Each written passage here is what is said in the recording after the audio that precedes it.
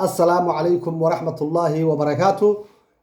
وعبد الناصر أو مانتنا سيدي عادة إنه هيد هلك كان إذا كسو قد بين دونا برنامج يدي إني تحنها ها كوساب سنة أرمها دقن كأفكا يو مرتدى إياه مهما هذا الصومال مانتا وحن ذيها يا سيد وكلام مهما هي إني سدحلي ده ها إنه قادر ديك تشرني مهما هذا كوبات مانتا عن إذا سو قد بين دونا كو وحوي صدح با لغو كبا صدح با لغو كبا صدح شيء با لغو كبا كو أقل يري أردا با لغو كبا أقون يرينا آمس با لغو كبا الدون يرينا إيمان با لغو كبا صدح با لغو كبا أقل يري أردا با لغو كبا واجي هوري سومالدو برشدا راعتدا خولا نقتدا أي أهيد رير غوراغا هذه jeer ninka saboolkii wuxuu lahaa aqal yar marka aqalkaagu haduu yar yahay ardaa weyn iska oodo oo aqalka hortiisa ardaa aad u weyn ka samayso oo cid walba aad fadhiisin karto oo cid waliba ay kuugu iman karto aqal yari ardaa baa lagu kaba haduu aqalkaagu yar yahay ardaa ku kab aqal yari ardaa baa lagu kaba aqoon yarina aamus baa lagu kaba hadaa tahay qof aan khibrad lahayn qof aan waayo arag ahayn qof aan aftahan ahayn qof aan afkiisa waxba ku cadeyn karin haddaa tahay aamuska badso waayo aqoontaada oo yar aamus baa lagu kabaa haddaad laakiin tororoglayso oo hadalkaagu bato waxa la odhanayaa kaasi waa madaxle wuxuu doono ku hadlaa waa nin siduu doono u dhiga waxa weeye nin geeridii nebiga og maaha way ka hadaaftay ninkaasi waa nin iska hadla baa la odhanaya marka inta aan magacyo lagu bixinin inta aan naanaysa aanad ka soo waaqsan lagu bixinin waa inaad joojisaa in aad hadalka kiisa maalayacniga iskaga hadasho aqoon yari aamus baa lagu kabaa haddaad aqoon yar tahay oo aanad waxaa laga hadlayo waxba ka garanaynin afka taag iska aamus waxa lagu qaadan doonaa inaad tahay nin khabiira oo waxa weeye waxaan laga hadlayo ee la sheegayo wax badan ka garanaya dadkuna way iska ka ilaalin doonaan laakiin haddaad ku dhexdhacdo sidii duqsi biyo ku dhexdhacay ama fuud ku dhexdhacay dee waad ku guban doontaa waad ku dhiman doontaa halkaasoo sumcadaadii iyo sharaftaadii iyo qiimahaagii oo dhan baa hawada ka bixi doona dabeetana waxaad noqon doontaa haad geed waayey markaasaan cidina halhallowday aanay ku weydiin doonin aqoon yari aamus baa lagu kabaa adduun yarina iimaan baa lagu kabaa hadduu adduunkaagu yaryahay oo aanad xoolo fara badan lahayn dee bisinka u qabo ilaahay intaasuu ku siiyee ilaahow ii barakeedhe iimaanka jalliso waxa weeye intaadaa ku qanac nafta runta u sheeg intan baad haysataa wax kale ma haysatid ha noqonin xoolo cirdoon xoolaha dadka kale ha u buin adduun yari iimaan baa lagu kabaa wixii kolba ilaahay ku siiyo bisinka u qabo oo ilaahay ugu shukri naq ilaa markii horeba maad haysane hadday uba tahay hadday adduun tahay hadday aqoon tahay waxay doontaba ha ahaatee saddex baa lagu kabaa aqal yari ardaa baa lagu kabaa aqoon yari aamus baa lagu kabaa adduun yarina waxa lagu kabaa iimaan baa lagu kabaa maahmaada labaad waxay leedahay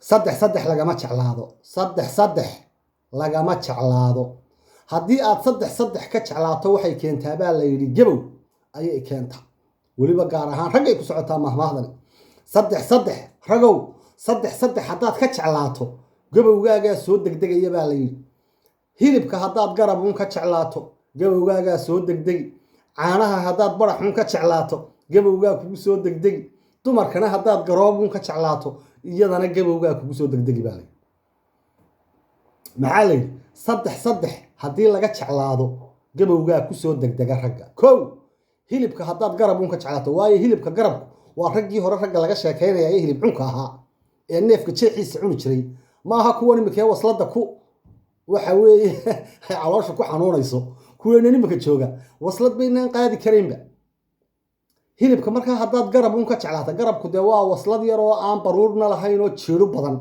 inkasta oo ay tahay meesha u macaan hilibka anigu halkaasabaan ugu jecelahay garabku waa xaqiiqatan waa halka aan ugu jecelahay hilib ari oo la cuno waayo way u macaan tahay mala baruur badanna ma laha haddii ay baruur leedahayna weliba waan iska jaraayo jiirkoo khaliyaataan ka cuna markaa runtii aniga laftayda kuwaa la sheegay baan ku jira baan dee filaya iyo rag badan oo idaawanayaaba waynu ku wada jirnaa haa hilibka haddaad garab uun ka jeclaato gabowgaa kugu soo degdeg laakiin imika marka waddankeennii laga tago iyo marka uu qofku qurbaha joogo isku mid maaha. qoladeeda imika qurbaha joogta hilibka cas aad buu noogu yaryahay. waxaa laga yaabaa bishii inaanu maalin cunno ama aanaan cuninba hilib adhi inaanaan cunin baaba laga yaabaa.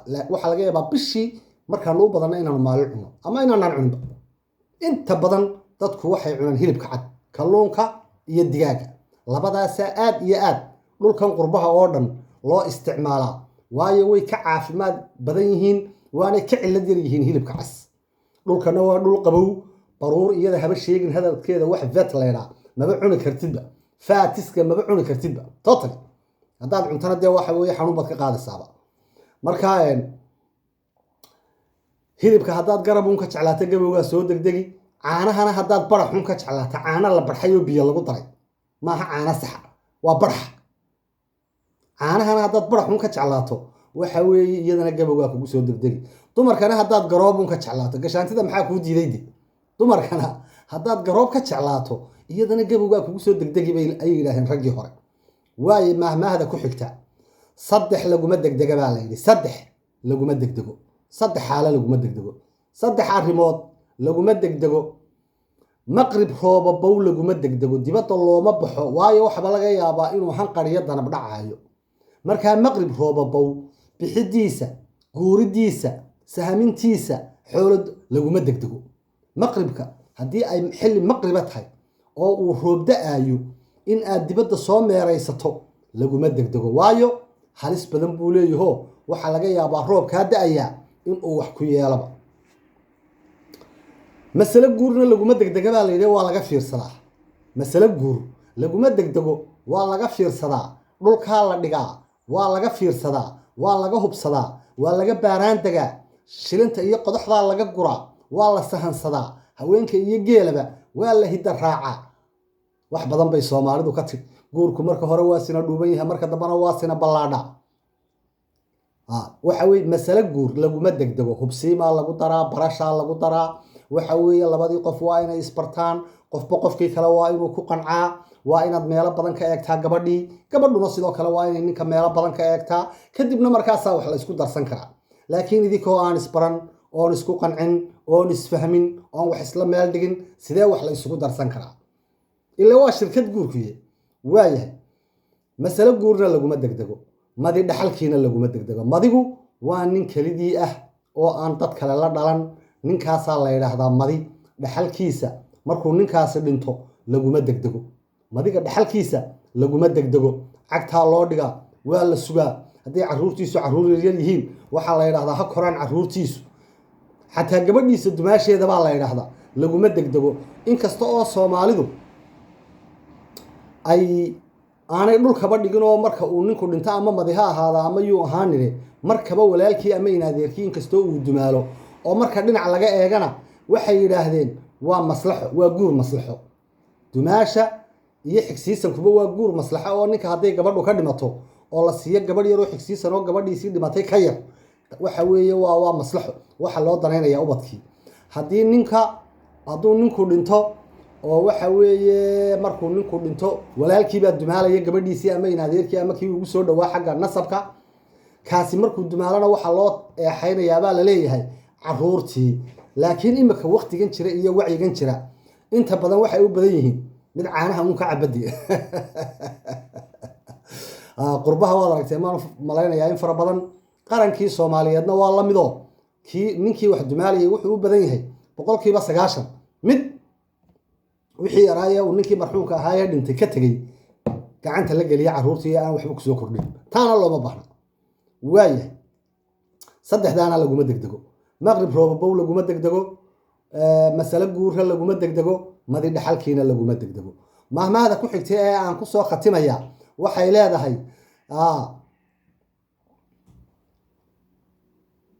saddex gashay baa la yidhi halistoodu badana. hadday saddex gasho halistooda aada iyo aada u badan. saddex gashay halistoodu badana. cadaalad can gashay halisteedaa aada u badan. cilmi nacas galay dhibtiisaa aada u badan. cadrad cusubsi galayna haba sheeginba, fadeexaddii adduunkaa ka dhacday. saddex gashay halistooda aad u badan baa leh ama waa halis hadday saddex gasho halis mooye qasaare mooye faa'iido halkaa kama soo baxo cadaalad can gashay waxa weeye cadaaladii dadkii la rabay in loo garnaqo oo si cadaalada loogu garsooro oo si xaqa wax loogu qaybiyo haddii cadaaladii aad noqoto mid laaluush qaato ah oo cankiisa uun ka shaqeeya oo kolba ciddii canka wuxu gelisa uun wuxu xukuma waa cadaalad can gashayoo waxa weeye halkaa waa la isku dili dagaal sokeeyaa ka dhici ummaddu ku kala bixi mayso cilmigu markuu nacaska galana dadka kaloo dhan xoolo u haysta isaga mooyaane wuxuu aaminsan yahay inaan cid kaloo wax garanaysaaba jirin cadradda haddii uu cosabsi galo cosabsigu waxa weeye waa markay gabadhii damacdo inay mar walba bil walba nin guursato 3 biloodba nin bay furtaa midna way guursataa hadday cadradii cosabsi gasho iyaduna fadeexadeeda iyo dhibteeda iyo buuqeeda iyo rabshadeeda ay leedahay markaa saddex gashay waxa weeye lagama macaasho lagamana faa'iido dhibtooda iyo wareerkooda badan cadaalad can gashay cilmi nacas galay iyo cadrad cosabsi galay baa leeyahay maanta halkaasaan kusoo gabagabaynayaa maahmaahayeenii saddexlayda ahaa wassalaamu calaykum waraxmatullaahi wabarakaatuh kulan dambe oo xiise leh